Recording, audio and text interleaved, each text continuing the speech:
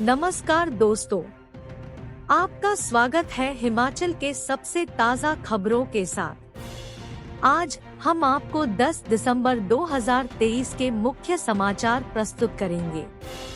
हिमाचल के विकास, पर्यटन और सामाजिक क्षेत्र की ताज़ा जानकारी के लिए हमारे चैनल को सब्सक्राइब करें और अपडेट के लिए हमें फॉलो करें। हिमाचल ने फौज को दिए 14 अफसर। आईएमए देहरादून से पास आउट हुए कुल 343 कैडेट। भारतीय सैन्य अकादमी आईएमए में अंतिम पद भरते ही 14 हिमाचलियों संग 343 नौजवान भारतीय सेना का हिस्सा बन गए। इनके साथ ही 12 मित्र देशों के 29 विदेशी कैडेट भी पास आउट हुए। श्रीलंका के chief of defence staff CDS general Shavendra Silva ने परेड की सलामी ली। शनिवार सुबह 8:53 पर मार्कर्स काल के साथ परेड शुरू हुई। भारतीय सैन्य अकादमी आईएमए से पास आउट होकर 343 कैडेट्स बतौर लेफ्टिनेंट बनने वालों में सबसे ज्यादा 68 कैडेट उत्तर प्रदेश के हैं। दूसरे नंबर पर उत्तराखंड से 42 कैडेट अफसर बने हैं। सैन्य अफसर देने में उत्तराखंड की यह लंबी छलांग है। आईएमए के खूबसूरत परिसर में परेड की शुरुआत सुबह 8:53 पर मार्कर्स काल के साथ हुई। कैडेट्स ने शानदार मार्च पास्ट से दर्शक दीर्घा में बैठे हर शख्स को मंत्रमुग्ध किया। जब युवा सैन्य अधिकारी अंतिम पद भर रहे थे, तो आसमान से हेलीकॉप्टरों से उन पर पुष्प वर्षा हो रही थी। परेड के बाद आयोजित पीपिंग एवं शपथ समारोह में भाग लेने के बाद सभी जेंटलमैन कैडेट सेना में लेफ्टिनेंट बन गए। इस मौके पर पश्चिमी कमान के GOC lieutenant general Manoj Kumar Katiyar, IMA commandant lieutenant general VK Mishra समेत बड़ी संख्या में सैन्य अफसरों और कैडेटों के परिजन युवा जांबाजों के उत्साहवर्धन को मौजूद रहे। आईएमए में बतौर परेड निरीक्षक शामिल हुए श्रीलंका के सीडीएस जनरल शिवेंद्र सिल्वा ने हिंदी में नमस्कार के साथ अपने संबोधन की शुरुआत की। उन्होंने भारत से श्रीलंका को मिलने वाले सहयोग की तारीफ की। उत्कृष्ट परेड के लिए प्रशिक्षकों और कैडेटों की सराहना की। उन्होंने कहा कि हजारों के बीच से चुनकर अकादमी पहुंचे इन चुनिंदा युवाओं ने कड़े परीक्षण से अपने आप को अफसर के रूप में ढाला है। सेना में अफसर होना चुनौतीपूर्ण है, क्योंकि मातृभूमि और जनता के प्रति प्रतिबद्धता चाहिए होती। मातहतों से अपेक्षित आचरण बनाए रखना और भी अधिक चुनौतीपूर्ण होता है।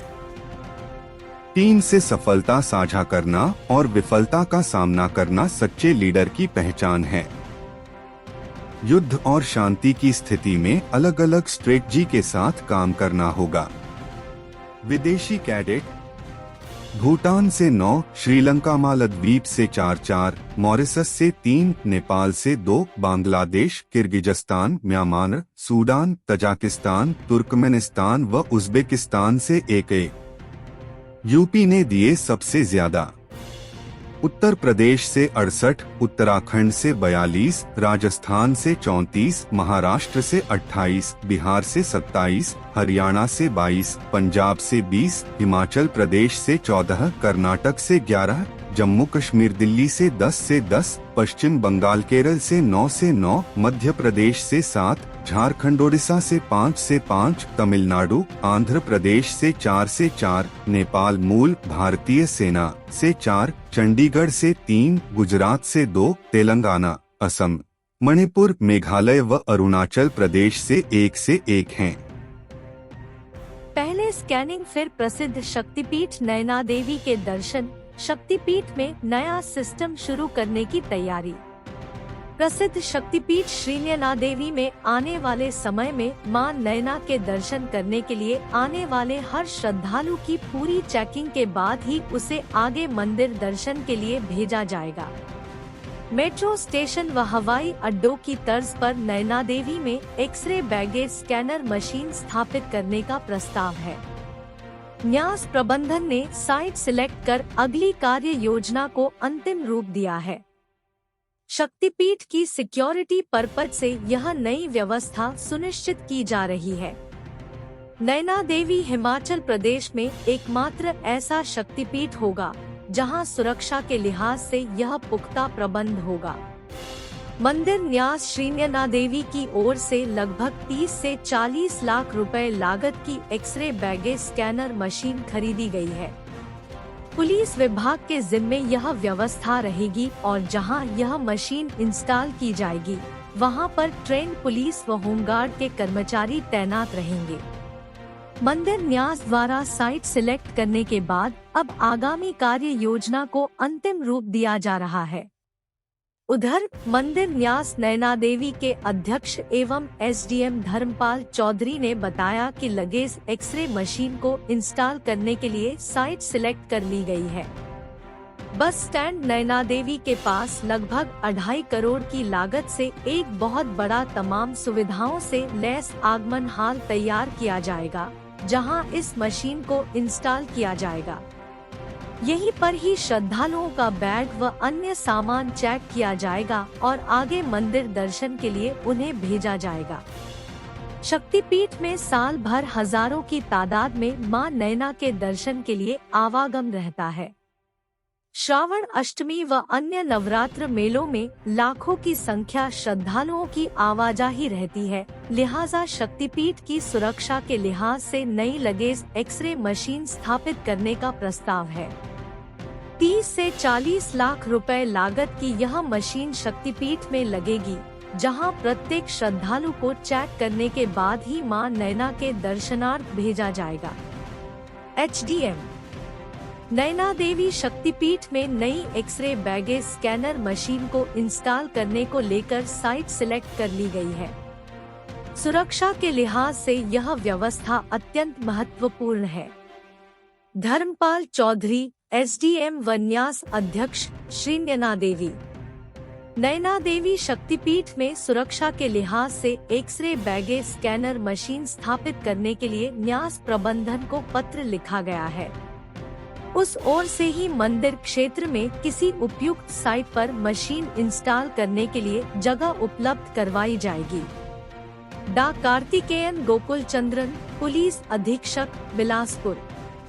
प्रदेश की आधी आबादी इंतजार में, 2 महीने से नहीं मिला चीनी का कोटा, 2 बार लौटानी पड़ी गीली चीनी।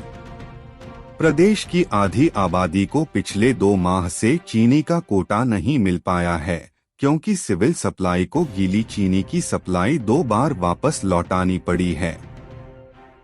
बताया जा रहा है कि चीनी मिल से घटिया चीनी की सप्लाई प्रदेश के राशन कार्ड धारकों को भेजी गई थी, जिसे सिविल सप्लाई ने लेने से मना कर दिया और गाड़ियों को चीनी सहित ही वापस लौटा दिया था, ताकि प्रदेश के लाखों राशन कार्ड धारकों को डिपुओं में घटिया चीनी वितरित न हो सके। यही वजह है कि प्रदेश के डिपुओं में ज्यादातर राशन कार्ड धारकों को अभी तक दिवाली की चीनी का अतिरिक्त कोटा भी नहीं मिल पाया है। अब दिसंबर माह भी शुरू हो गया है, लेकिन चीनी की सप्लाई सिविल सप्लाई के गोदामों में अभी तक नहीं पहुंच पाई है। गौरतलब रहे कि प्रदेश के सिविल सप्लाई के गोदामों में अक्टूबर माह में मिलों से गीली चीनी की सप्लाई प्रदेश के कुछ एक जिलों को भेज दी गई थी। सिविल सप्लाई के आलाधिकारियों को जब इसकी भनक लगी तो उन्होंने गोदामों से ही गीली चीनी की सप्लाई मिलों को वापस लौटा दी, जबकि गोदामों में सरप्लस पड़े चीनी के कोटे से कई डिपो धारकों को चीनी का कोटा मुहैया करवा दिया। यही नहीं, चीनी मिल से नवंबर में प्रदेश के डिपुओं को गीली चीनी की ही सप्लाई भेजी गई, जिसे सिविल सप्लाई ने दोबारा लेने से मना कर दिया और गीली चीनी वापस लौटा दी। संजीव वर्मा, क्षेत्रीय प्रबंधक, सिविल सप्लाई कारपोरेशन ने बताया कि प्रदेश के सिविल सप्लाई के गोदामों में चीनी मिल से अक्टूबर और नवंबर माह में गीली चीनी की सप्लाई को गोदामों से ही वापस भेज दिया गया था। नई चीनी मिल के टेंडर 2-3 दिनों के अंदर होने वाले हैं। सरकार की अप्रूवल मिलते ही डिपुओं में चीनी का कोटा मुहैया करवा दिया जाएगा। हिमाचल में नए सेशन से प्राइमरी स्कूलों में इंग्लिश मीडियम पहली और दूसरी के सिलेबस से होगी शुरुआत। हिमाचल में नए शिक्षा सत्र से सभी सरकारी प्राइमरी स्कूलों में इंग्लिश मीडियम शुरू होगा। पहली और दूसरी कक्षाओं से इसकी शुरुआत की जा रही है। इसके लिए सत्र के शुरू और सत्र के बीच में टीचर्स को ट्रेनिंग भी दिलाई जाएगी। राज्य सरकार से इसकी अनुमति मिल गई है और अब सोमवार से शुरू हो रहे सप्ताह में इसके दिशानिर्देश जारी हो रहे हैं। कैबिनेट में यह मामला बाद में जाएगा। चुनाव पूर्व घोषणा पत्र में कांग्रेस ने यह वादा किया था कि हर विधानसभा क्षेत्र में इंग्लिश मीडियम स्कूल खुलेंगे। एक विधानसभा क्षेत्र में 4 या 5 स्कूल खोलने के बजाय अब राज्य सरकार सभी प्राइमरी स्कूलों को इंग्लिश मीडियम में बदलने जा रही है। इसके पीछे की वजह यह है कि प्राइवेट स्कूलों में एनरोलमेंट इंग्लिश मीडियम के वजह से ही है। अभी तक राज्य सरकार के साथ हुई चर्चा में तय हुआ है कि सभी 10,500 सरकारी प्राइमरी स्कूलों में पहली और दूसरी कक्षा से पहले चरण में इंग्लिश मीडियम की शुरुआत की जाए। वर्तमान में पहली कक्षा में सिर्फ हिंदी, अंग्रेजी और मैथ की 3 पुस्तक है। अंग्रेजी की हालांकि 2 किताबें हैं। नए निर्देश ये हैं कि मातृभाषा हिंदी रहेगी, लेकिन अंग्रेजी और मैथ इंग्लिश मीडियम में ही पढ़ाया जाएगा। बच्चों को किताबें भी इंग्लिश मीडियम में ही उपलब्ध करवाई जाएंगी। शिक्षा सचिव ने प्रारंभिक शिक्षा विभाग के निदेशक को निर्देश दिए हैं कि इंग्लिश मीडियम की किताबें छपवाने के आर्डर एडवांस में दे दिए जाएं। ये किताबें राज्य स्कूल शिक्षा बोर्ड धर्मशाला प्रकाशित करता है। इसके बाद टीचर ट्रेनिंग पर फोकस होगा। अधिकांश प्राइमरी टीचर्स को इंग्लिश मीडियम के लिए अलग से ट्रेनिंग भी दी जाएगी। मॉर्निंग असेंबली की प्रक्रिया को भी बदला जाएगा। पहल से स्कूलों में बढ़ेगी एनरोलमेंट। शिक्षा सचिव राकेश कंवर बताते हैं कि राज्य सरकार ने इस प्रक्रिया को शुरू करने की अनुमति दे दी है और सोमवार या मंगलवार को इसके दिशानिर्देश जारी हो जाएंगे। प्रारंभिक शिक्षा निदेशक को इंग्लिश मीडियम की किताबें छापने को कह दिया है। नए शिक्षा सत्र से सभी प्राइमरी स्कूलों की पहली 2 कक्षाएं इंग्लिश मीडियम पर चलेंगी। इन कक्षाओं के बच्चे जब अगली कक्षा में जाएंगे तो इंग्लिश मीडियम भी साथ साथ जुड़ता जाएगा। शिक्षा विभाग को उम्मीद है कि इस प्रक्रिया से एनरोलमेंट भी बढ़ेगी। लोक अदालत में 36,583 मामले निपटे। मोटर वाहन चालान के मामलों में ई-पे से भुगतान।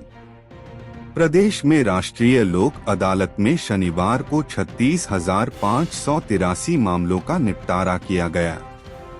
प्रीलिटिगेशन और लंबित मामलों के लिए हिमाचल प्रदेश के सभी न्यायालयों में शनिवार को न्यायमूर्ति एम.एस. रामचंद्र राव, मुख्य न्यायाधीश हिमाचल प्रदेश उच्च न्यायालय और मुख्य संरक्षक हिमाचल प्रदेश राज्य विधिक सेवा प्राधिकरण एवं न्यायमूर्ति तरलोक सिंह चौहान, न्यायाधीश हिमाचल प्रदेश उच्च न्यायालय और कार्यकारी अध्यक्ष हिमाचल प्रदेश राज्य विधिक सेवा प्राधिकरण के मार्गदर्शन में राष्ट्रीय लोक अदालत का आयोजन किया गया।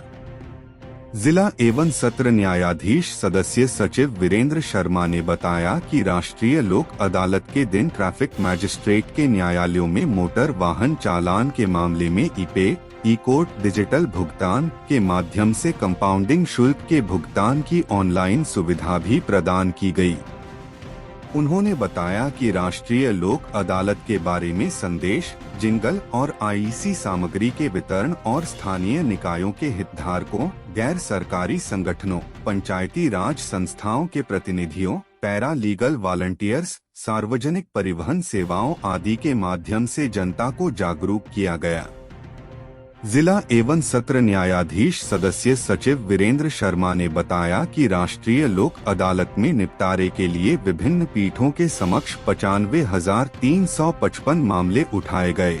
जिनमें 36,583 मामलों का निपटान किया गया और लगभग 1,06,60,63,958 की राशि राष्ट्रीय लोक अदालत में दावेदारों को वसूल की गई। बिलासपुर की मीना चंदेल को राष्ट्रीय पुरस्कार फ्लोरिकल्चर में उपलब्धियों पर मिला सम्मान। जिला बिलासपुर के अंतर्गत बैरीडोला गांव की मीना चंदेल पत्नी सुनील चंदेल को राष्ट्रीय पुरस्कार मिला है। मीना चंदेल को यह पुरस्कार फ्लोरिकल्चर में बेहतर कार्य के लिए मिला है। वहीं इस पुरस्कार के लिए देश भर से करीब 40,000 लोगों ने आवेदन किया था। वहीं मीना चंदेल को यह पुरस्कार मिला है। दिल्ली में मीना चंदेल को इस पुरस्कार से नवाजा गया है। जानकारी के अनुसार MFOI 2023 का आयोजन IARI पूसा नई दिल्ली में कृषि जागरण द्वारा किया गया। इसमें मीना चंदेल को फ्लोरिकल्चर के क्षेत्र में सराहनीय कार्य करने के लिए राष्ट्रीय पुरस्कार से सम्मानित किया गया। इस समारोह के समापन मौके पर केंद्रीय मंत्री फिशरी पशुपालन व डेयरिंग मंत्री पुरुषोत्तम रूपाला ने विशेष रूप से शिरकत की। इसके अलावा कई अन्य प्रतिष्ठित व्यक्ति शामिल थे। वहीं शुभारंभ मौके पर गुजरात के गवर्नर आचार्य देवव्रत विशेष व केंद्रीय मंत्री नितिन गडकरी रूप से पहुंचे थे। इस समारोह में देश भर के प्रगतिशील किसानों ने शिरकत की। समारोह में किसानों को अपने क्षेत्र में उत्कृष्ट कार्य करने पर जिला स्तरीय, प्रदेश स्तरीय व राष्ट्रीय स्तरीय पुरस्कार देकर सम्मानित किया गया। लाहौल स्पीति में जमने लगे नदी नाले, पारा पहुंचा माइनस में, बर्फ पिघलाकर पानी पी रहे ग्रामीण।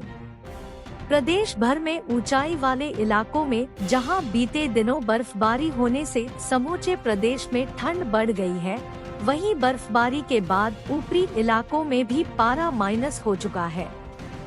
इसके चलते नदी नाले और झीलों का पानी भी जमना शुरू हो गया है।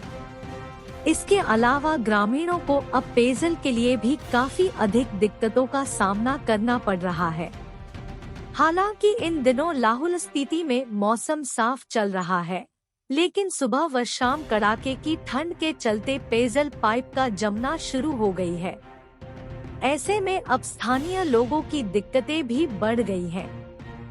इसके अलावा लाहौल स्पीति के योचे गांव की बात करें तो यहाँ पर भी लोगों ने अब अपना पलायन शुरू कर दिया है, क्योंकि बर्फबारी के दिनों में यहाँ लोगों को खासी दिक्कत का सामना करना पड़ता है। लाहौल घाटी की दारचा पंचायत के योचे गांव की आबादी 119 लोगों की है। स्थानीय ग्रामीण के अनुसार इस समय योचे गांव से 82 लोग बाहर हैं। इसमें कुछ सरकारी कर्मचारी और बाहर पढ़े वाले बच्चे शामिल हैं, लेकिन योचे गांव के करीब 62 लोगों को मूलभूत सुविधाओं के अभाव में गांव से बाहर जाना पड़ा है।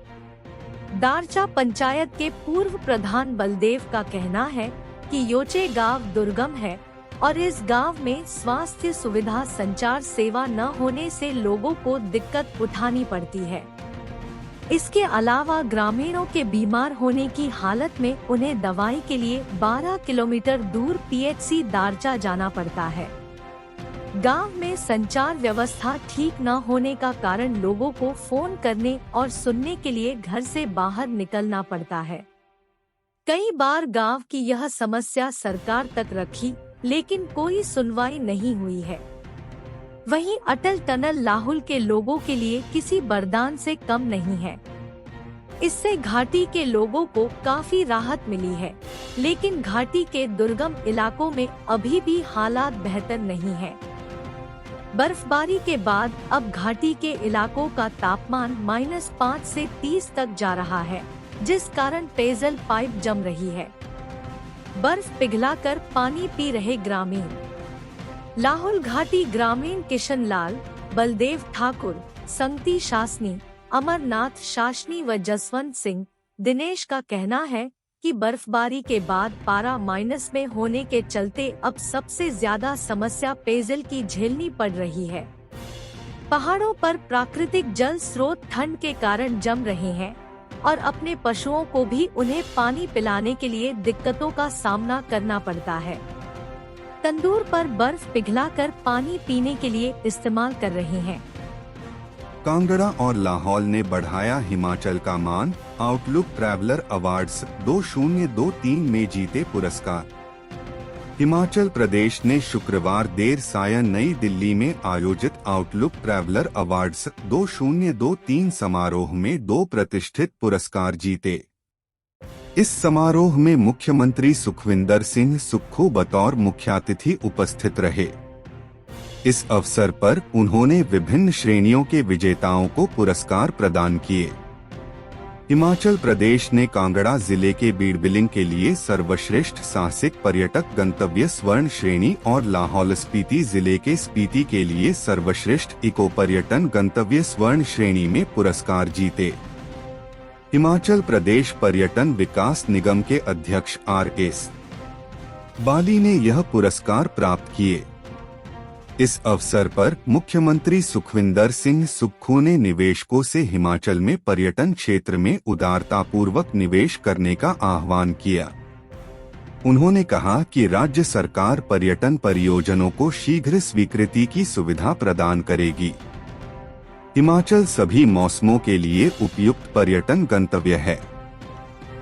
यहाँ की घाटियाँ, बर्फ से ढकी घाटियाँ, हरा भरा वन क्षेत्र, जल निकाय और शानदार होमस्टे पर्यटकों को आकर्षित करते हैं। उन्होंने कहा कि राज्य सरकार पर्यटकों के यात्रा अनुभव को और शानदार बनाने के लिए प्रयासरत है और इसके लिए बेहतर सुविधाएं उपलब्ध करवाई जा रही हैं। ठहरने के लिए शानदार होमस्टे भी विकसित किए जाएंगे, जिससे पर्यटक नजदीक से यहां के जनजीवन व वादियों को निहार सकेंगे। उन्होंने कहा कि राज्य सरकार नए पर्यटन गंतव्यों को विकसित कर पर्यटन अधोसंरचना का सुदृढ़ीकरण कर रही है। पर्यटकों को अत्याधुनिक सुविधाएं प्रदान कर रही है ताकि वे अधिक अवधि तक यहां समय बिताएं और प्रदेश की आर्थिकी में वृद्धि हो। प्रदेश में हवाई सेवा में सुधार के दृष्टिगत कांगड़ा हवाई अड्डे के विस्तार के साथ साथ सभी जिला मुख्यालयों में हेलीपोर्ट निर्मित किए जाएंगे। उन्होंने कहा कि सरकार प्रतिवर्ष लगभग 5 करोड़ पर्यटकों का आगमन सुनिश्चित करने पर ध्यान केंद्रित कर रही है और राज्य सरकार कांगड़ा जिले को पर्यटन राजधानी के रूप में विकसित कर रही है। उन्होंने कहा कि सरकार कांगड़ा घाटी में पर्यटक अधोसंरचना विकसित करने के लिए लगभग 3000 करोड़ रुपए व्यय करेगी।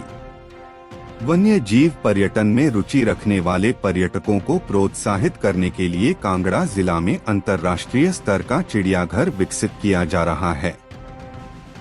उन्होंने कहा कि हिमाचल धार्मिक पर्यटन का मुख्य केंद्र है, प्रदेश प्रसिद्ध शक्तिपीठों की भूमि है और शीघ्र ही प्रदेश आध्यात्मिक पर्यटन का मुख्य केंद्र बनकर उभरेगा। उन्होंने कहा कि सरकार राज्य में इको टूरिज्म को भी बड़े पैमाने पर विकसित करने पर कार्य कर रही है।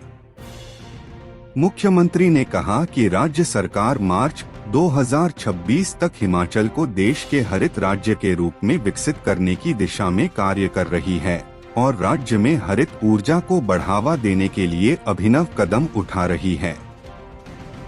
उन्होंने कहा कि प्रदेश सरकार इस उद्देश्य की पूर्ति के लिए सौर ऊर्जा, हरित हाइड्रोजन, नवीकरण ऊर्जा के अन्य स्रोतों के दोहन पर बल दे रही है। प्रदेश सरकार डीजल वाहनों के स्थान पर इलेक्ट्रिक वाहनों को बढ़ावा प्रदान कर रही है। आउटलुक ट्रैवलर की प्रकाशक मीनाक्षी मेहता ने मुख्यमंत्री और अन्य अतिथियों का स्वागत किया। इस अवसर पर आउटलुक ग्रुप के सीईओ इंद्रनील राय ने भी अपने विचार व्यक्त किए। विभिन्न पुरस्कार विजेता राज्यों के प्रतिनिधियों के साथ संवाद सत्र आयोजित किए गए। रेल के लिए संग्राम, पठानकोट जोगिंद्रनगढ़ ट्रैक पर 6 महीने से नहीं चली ट्रेन, जनता ने किया प्रदर्शन। पठानकोट जोगिंद्रनगढ़ रेलमार्ग पर पिछले 6 माह से बंद पड़ी रेलगाड़ियों की बहाली को लेकर नवभारत एकता दल के अध्यक्ष पीसी विश्वकर्मा के नेतृत्व में मेघराजपुरा रेलवे स्टेशन पर रोष प्रदर्शन किया गया, जिसमें काफी लोगों ने भाग लिया। अमलेला पंचायत के प्रधान देसराज जरियाल के नेतृत्व में जनता ने प्रदर्शन किया और केंद्र सरकार की लापरवाही के खिलाफ नारे लगाते हुए रेल मंत्री से त्यागपत्र की मांग की।